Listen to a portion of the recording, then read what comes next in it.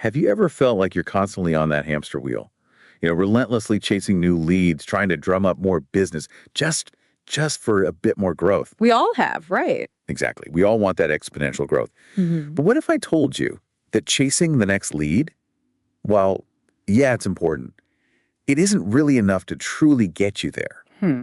What if the real secret, the key to explosive business growth, actually lies in something a little more counterintuitive, like transforming your existing customers and even your prospects into, well, what people call raving fans? It's definitely not just a nice idea. I mean, the data backs this up pretty dramatically. Did you know that a staggering 89% of customers will simply leave after a negative experience? 89%. Wow. Yeah. But here's the exciting part, especially for you listening as business developers. Well, A whopping 77% of customers will enthusiastically refer friends after a positive one. okay, that's huge. It is. And this is why, for us, customer experience, or CX, isn't just some corporate buzzword. It's really the ultimate mission of business development, Mhm. precisely because it drives those invaluable referrals, that positive word of mouth. That's what fuels exponential growth.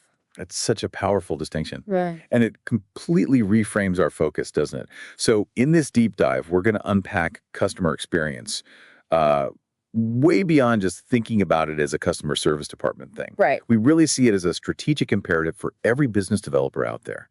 We'll explore its fascinating evolution, tackle why so many CX programs unfortunately kind of fall short, Yeah, that's a big word. and most importantly, show you how you as a business developer can truly master it to deliver real tangible growth. Let's jump in. Let's do it. So to start, what exactly are we talking about when we say customer experience or CX? Well, at its core, it's the customer's overall perception could be positive, could be negative of trust in your brand. Mhm. And that perception is built from like every single interaction they have with you. Every single one. Okay. Yeah. And building on that, customer experience management, or CXM, is the continuous, really focused effort to maximize those positive perceptions. You're doing it throughout their entire journey with your brand, A whole thing. the whole thing. And the clear goal here is sustained business growth. It's really about how effectively you integrate every single touch point to build that brand trust. Right. To truly grasp where we are today, though, it helps to glance back, doesn't it? I mean, how Sure. dramatically things have changed. Oh, massively. Think about Henry Ford, an icon of the early 20th century. He famously said something like, any customer can have a car painted any color that he wants, so long as it is black. Right. The Model T. Exactly. And this wasn't about giving customers choice. It perfectly illustrates that era of mass production. He even noted later, I think, in his memoirs, that his sales team just couldn't quite see the advantages that a single model brought to production efficiency. Yeah. So back then, highly personalized journeys weren't really economically feasible, and customer satisfaction, well, it was largely an afterthought. The focus was purely on getting the product out, not tailoring the experience. It was a completely different mindset, wasn't it? Totally. But then came the third industrial revolution that we often call the internet age, starting roughly around 1969. And this ushered in the analytics and the automation capabilities that finally made personalized customer journeys not just possible, but actually scalable. Exactly. That digital revolution truly paved the way for how we think about modern CX today. And with that, I assume the way we measure CX also started to evolve pretty dramatically. Oh, absolutely. Initially, back in the early 1970s, you had pioneering firms like J.D. Power and Associates, and also Rogers Research. They started really analyzing customer satisfaction, trying to put numbers on it. Okay. Then, as global competition heated up in the 1980s, the focus shifted to embedding quality directly into products and processes, competing with Japan and others. That quality movement. Precisely. This fundamental shift, prioritizing quality from the ground up. It's a principle that, interestingly, aligns very closely with how modern business development approaches building client relationships today.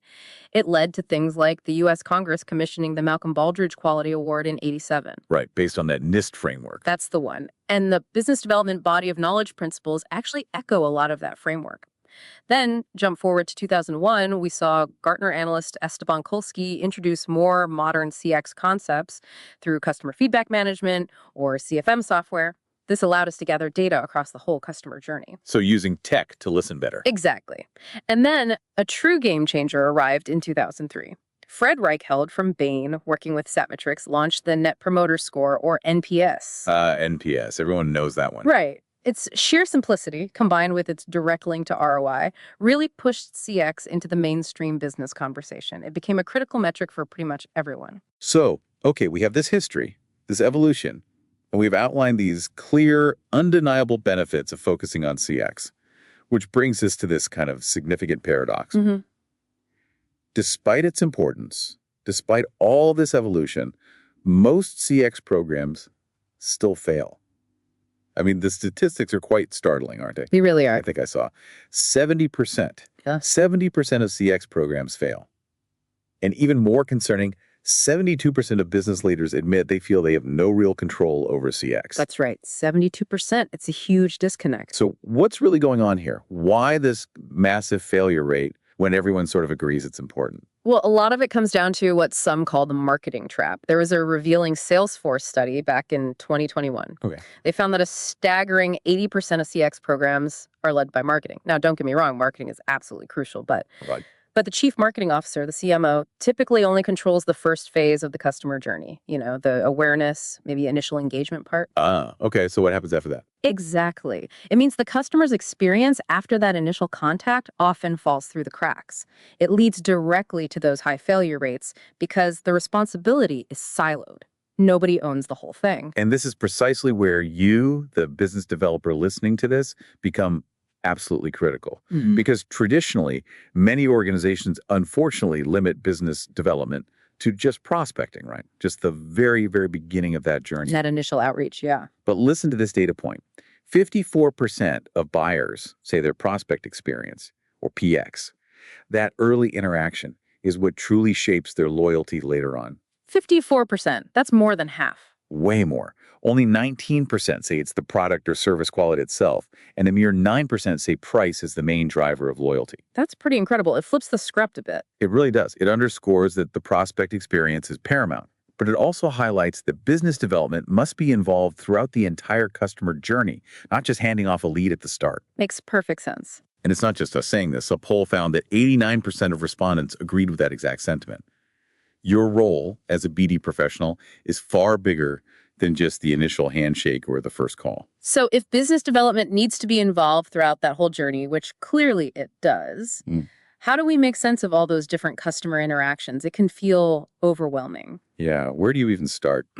Well, we need a framework, a way to prioritize these touch points based on, let's say, their severity, how critical they are, and also where they sit in the customer journey. We tend to categorize them into three main types: deterministic, differentiating, and delightful. Okay, deterministic, differentiating, and delightful. Let's Yeah. break those down because understanding them sounds key. First up, deterministic touch points. What are those? Think of these as your golden milestones. These are the absolute critical moments that must succeed. If they fail, the entire customer journey likely falls apart right there. Make or break moments. Exactly. And there are four primary ones that are generally considered foundational to success in most customer journeys. Okay, the first one. The first is the zero moment of truth, or ZMOT. Google defined this back in 2011. This is that initial moment when a prospect first becomes aware of your product or service, often through online research, and begins to see its potential to solve their need. It's that very first spark of recognition. That aha moment online. Got it. What's next? Next, we have the first moment of truth, or FMOT. This one was defined by Procter & Gamble back in 2006. This is when prospects really enter what we call the activation phase. They start actively engaging with your brand. Maybe they download a white paper, they visit a store, or perhaps they call your sales team. Okay, so they're taking action. Right. And crucially, it's also where they begin setting their prospect expectation, or PX. This is often what we refer to as your brand promise. What do they expect based on this interaction? Right, setting the bar. Okay, third. Then there's the second moment of truth, also identified by P&G. This happens when the prospect actually converts, becomes a customer, and begins using the product or service during the success phase. The actual experience. Precisely. This is where they directly perceive the performance and compare it to that initial prospect expectation they formed back at the FMOT. Is your product actually delivering on the promise you made? The moment of truth, indeed. Okay, and the fourth. And finally, the third moment of truth, or TMOT. This was defined in 2006 by Pete Blackshaw, who is a former P&G executive.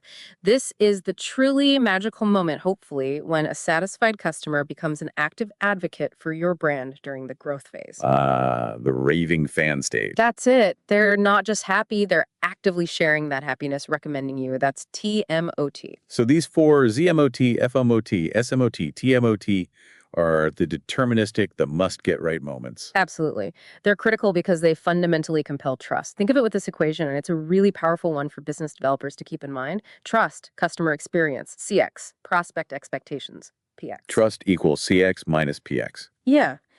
If your actual customer experience meets, or even better, exceeds those prospect expectations you set, trust increases dramatically. If it falls short, Well, trust diminishes, or it can be outright destroyed. makes sense. And those prospect expectations, the PX part, Mm-hmm. you mentioned the brand promise. Is there more to it? Yeah, PX generally has two core components. First, there are benchmark expectations. These are basically what the broader community, the market, expects from similar products or services. For instance, when you turn the key in a new car, you simply expect it to start. It's baseline functionality. High stakes. Exactly. Second, there are baseline expectations. These are the unique expectations your corporation sets during those activation and conversion phases, often specifically going beyond the general benchmarks. Think of it like the promised scope, schedule, and cost in project management terms, what your product is meant to do, by when, and for how much, as you've defined it. Okay, so there's what everyone expects, and then what you specifically promise. Mm-hmm. Got it. That covers deterministic. What about the next category? Differentiating touch points. Right. So differentiating touch points are those interactions that truly set you apart from your competitors. They might not be strictly make or break like the deterministic Right. ones, but they are crucial for building deeper trust and loyalty. It's really about how you exceed those benchmark expectations in ways that are unique and valuable to your brand. You're moving beyond just meeting the basic needs to providing something noticeably better. So this is where you create a compelling reason for a customer to choose you over anyone else beyond just the basics working. Precisely. It's how you stand out in a crowded market. Okay. And then the third category, delightful touch points. These sound fun. They are. Delightful touch points are those entirely unexpected moments that positively surprise the customer. They're where your CX exceeds both the benchmark and your own baseline expectations. It creates a genuine wow factor. Can you give an example? Sure. Imagine you order something simple online, maybe a book, and it arrives not just on time, but maybe with a personalized handwritten thank you note and a small, unexpected bookmark related to the genre. Okay. Yeah. Something totally extra. Exactly. While these aren't strictly necessary for a successful journey, the book arriving on time is deterministic. These delightful moments are incredibly powerful in turning merely satisfied customers into those truly loyal, raving fans we talked about at the start. That makes a lot of sense. Mhm. Okay, so we have these crucial touch points across the journey. How do companies ensure these are managed consistently, especially given that issue with marketing only owning the start? That's a great question, and it leads to a really important trend.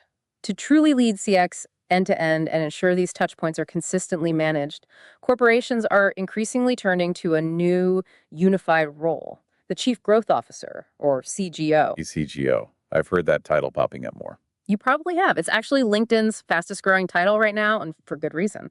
The CGO essentially unifies roles like the Chief Marketing Officer, CMO, the Chief Revenue Officer, CRO, sometimes others, under one single leader. And crucially, that leader has full authority to manage the entire customer experience across all departments. So breaking down those silos we talked about. Exactly. It's a crucial shift away from those siloed responsibilities that lead to CX failures. And this CGO then works closely with the business development team, I assume. Absolutely. This is how the CGO, in collaboration with the entire business development function, ensures CX is led effectively end to end through that whole 5-stage customer journey we can map out. Okay, let's walk through those stages. Sure. First stage is awareness. This is typically where marketing shines, captivating potential customers with compelling content, making them aware of the brand and the problem it solves. Stage 1, get noticed. Right. Second is activation. This is prime territory for the BD team, the prospecting phase. Here, customers explore price, performance, perceived benefits. Yeah. Your job is to educate them with incredible value, setting those baseline expectations correctly. Okay, activation is where BD really engages then. Third is conversion. This is often where sales steps in to seal the deal. The key here is making it Quick, seamless, and reinforcing the value proposition without slowing down the customer's momentum. Get the yes smoothly. Exactly. Fourth is success. This is post-sale, where the product or service needs to consistently deliver excellent value and meet or exceed those expectations set earlier. This builds credibility. Delivering on the promise. Yes. And finally, stage 5 is growth. This is where trust truly builds, advocacy grows, and that powerful brand trust flywheel really kicks in. Satisfied customers become advocates, driving those valuable referrals that create exponential growth. The brand trust flywheel. I like that term. It sounds like a virtuous cycle. It absolutely is. Great CX builds trust. Trust drives advocacy and loyalty. Advocacy brings in new customers, often through referrals, and those new customers then lead to more opportunities to deliver great CX. It feeds itself. So how does the CGO and the BD team actually track if this flywheel is spinning effectively? How do you measure CX performance? Great question. The CGO monitors and manages CXM, customer experience management, by having the business development team continually measure the performance of the customer journey. This is done using key performance indicators or KPIs relevant to each stage. Okay, KPIs at each stage. Yeah. And this collection of KPI data, along with other feedback, is what we call the voice of the customer, or VOC. It's a concept that actually first appeared formally in an MIT marketing science paper by Abby Griffin and John R. Hauser way back in 1993. Voice of the customer. So collecting feedback systematically. Exactly. And to build a truly powerful VOC listening system, there are a few key things to keep in mind. First, try to use in-the-moment queries asked for feedback right after an interaction or experience. This helps with easy recall for the customer and gives you rapid response data. Ask while it's fresh. Makes sense. Second, you need to balance the frequency of your queries with the volume of interaction. You don't want to constantly bombard customers with surveys, right? That creates frustration and poor CX itself. Right. Don't annoy them into leaving. Precisely. And third, crucially, conduct these queries or pay close attention to KPIs when customers transition between phases of the value chain, like from activation to conversion or conversion to success. Yep. These transition points are often high-risk points where things can go wrong or where expectations shift. Focus on the handoffs. Good tip. Are there other ways to gather VUC besides surveys and KPIs? Oh, definitely. Beyond direct feedback, remember other valuable research methods like analyzing customer behavioral analytics, what they actually do, looking at transaction data, social media listening. And increasingly, we're seeing the use of artificial intelligence automation.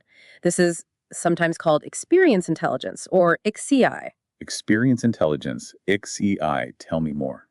ATI uses AI to monitor interactions, analyze sentiment, predict potential issues, and even personalize responses across potentially all touch points, often in real time. It allows for much more comprehensive and proactive monitoring than traditional methods alone. That sounds incredibly powerful for managing CX at scale. It really is changing the game. You know, all this discussion about managing the external customer experience brings to mind something Simon Sinek said, which feels really relevant here. He said, "Customers will never love a corporation unless employees love it first."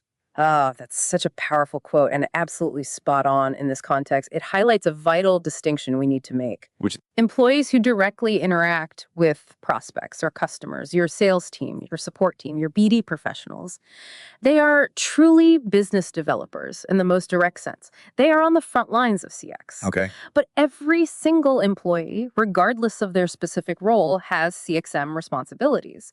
Those who aren't directly communicating with a customer are what we could call business development enablers. Business development enablers. I like that. Yeah, they might not be customer facing, but they still profoundly influence CX by, say, efficiently leveraging corporate assets, ensuring internal processes are smooth, building a great product, basically supporting those frontline business developers so they can succeed. So it really is an all hands on deck situation. Absolutely. And that's CGO's ultimate role we discussed. It's to ensure this whole brand trust flywheel integrates seamlessly across the entire customer journey, internal and external. They need to collaborate constantly with all senior leadership, the CMO, the CRO, the chief product officer or CPO. Everyone needs to be aligned to achieve consistent, high-quality customer excellence. So with a CGO, the corporation really has one accountable owner to drive that CX strategy and deliver that exponential growth powered by those raving fan customer referrals. That's the goal, and increasingly the reality in forward-thinking companies. This has been incredibly insightful. So let's try and distill this down. If you're listening, what are the top 3 takeaways you should really grab from this deep dive into customer experience for business developers? Okay, let's summarize. First, I'd say CX is the core mission of business development, not just a marketing function. It's your direct path to exponential growth, and it requires your involvement end to end across that entire customer journey. Your role is so much bigger than just initial prospecting. It's about nurturing relationships every single step of the way. Couldn't agree more. That's number one. What's two? Second takeaway, master the moments of truth. Really understanding those deterministic, differentiating, and delightful touch points, and especially those critical golden milestones like ZMOT, FMOT, SMOT, and TMOT. That's absolutely crucial for building and, importantly, maintaining customer trust. These are your prime opportunities to shine and build loyalty. Nail those moments. Got it. And the third? And third, remember that CX is truly an all-hands-on-deck endeavor. It needs to be strategically led, ideally by a CGO, measured meticulously through the voice of the customer, but ultimately it's influenced by the actions and attitudes of every single employee, whether they're direct business developers or those crucial business development enablers. Achieving true customer excellence requires a unified, consistent corporate effort. Excellent summary. Own it end to end, master the key moments, and involve everyone. Exactly. So, as we wrap up, here's maybe a thought for you, our listeners, to mull over. Okay, leave us with something provocative. Well, we touched on experience intelligence, like as a die, right? This AI-driven capability that can now monitor and manage CX potentially across all touch points. So the question is, how might you, as a business developer, leverage this incredibly powerful capability to proactively shape the customer journey? Shaping it, not just reacting. Exactly. Think beyond just responding to issues as they pop up. How could you use XI to genuinely anticipate customer delight, maybe even before the customer knows what they want? How can you use it to forge even stronger, maybe even unbreakable connections by being predictively helpful? Wow. Moving from reactive to proactive, even predictive CX using AI. That's definitely powerful stuff to consider, isn't it? It's where things are heading. Thank you so much for joining us on this deep dive. We hope you found it valuable. Go forth and create those raving fans.